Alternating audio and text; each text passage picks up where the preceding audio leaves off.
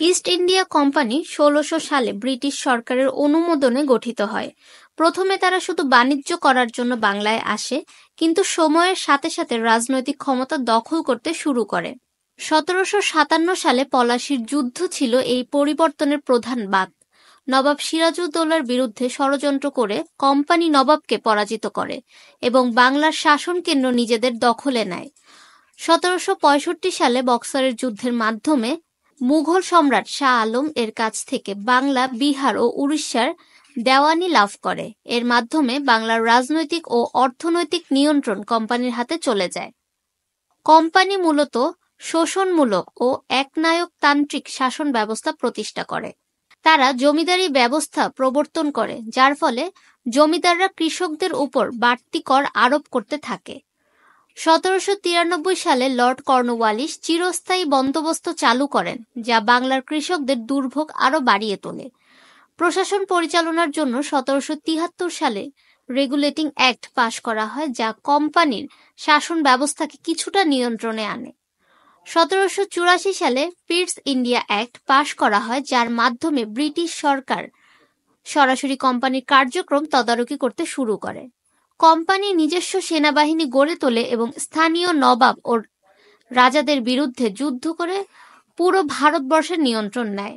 কোম্পানির শাসনের ফলে বাংলার গভীর সামাজিক, অর্থনৈতিক ও রাজনৈতিক পরিবর্তন আসে।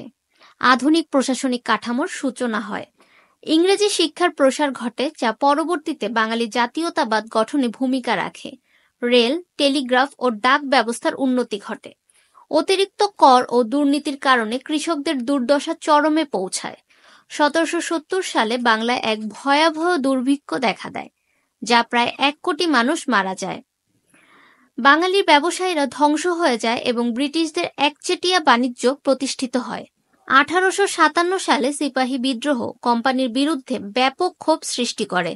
এর ফলে ১৮৫৮ সালে ব্রিটিশ সরকার government of India act pass করে এবং ইস্ট ইন্ডিয়া কোম্পানির শাসন বাতিল করে। এরপর ভারত সরাসরি ব্রিটিশ রানীর অধীনে চলে যায়। ইস্ট ইন্ডিয়া কোম্পানির শাসনামলে বাংলার কৃষকদের জন্য সবচেয়ে ভয়াবহ দিকগুলোর মধ্যে একটি হল নীল চাষের বাধ্যবাধকতা। ১৭৭৭ সালে বাংলায় বাণিজ্যিকভাবে নীল চাষ শুরু হয় এবং ব্রিটিশরা ধীরে ধীরে কৃষকদের জোরপূর্বক এই চাষে বাধ্য করে। ব্রিটিশ নীলকররা মূলত নীল চাষ নিয়ন্ত্রণ করত। জমিদাররা ব্রিটিশদের সহযোগিতা করত এবং কৃষকদের উপর অত্যাচার চালাত। দরিদ্র কৃষকদের কম দামে ঋণ দেওয়া হতো, সেটা পরে শোষণের হাতিয়ার হয়ে দাঁড়ায়। কৃষকদের বাধ্য করা হতো স্বল্প মূল্যে নীল চাষ করতে, কিন্তু তাদের লাভ হতো না। নীল চাষে জমির উর্বরতা নষ্ট হতো, ফলে তারা খাবারের জন্য ধান, গম উৎপাদন করতে পারত না।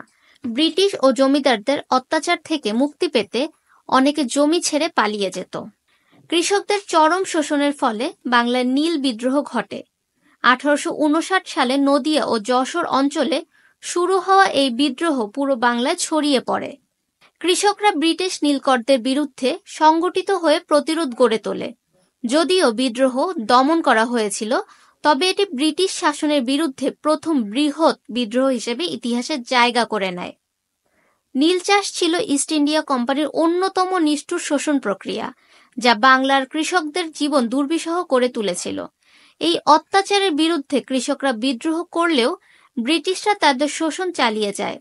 তবে এই বিদ্রোহ পরবর্তীতে বাংলার জাতীয়তাবাদী আন্দোলনের অনুপ্রেরণা হয়ে ওঠে। ফাহমিদা বিনতে আনোয়ার, নিরপেক্ষ নিউজ ডেস্ক, ঢাকা।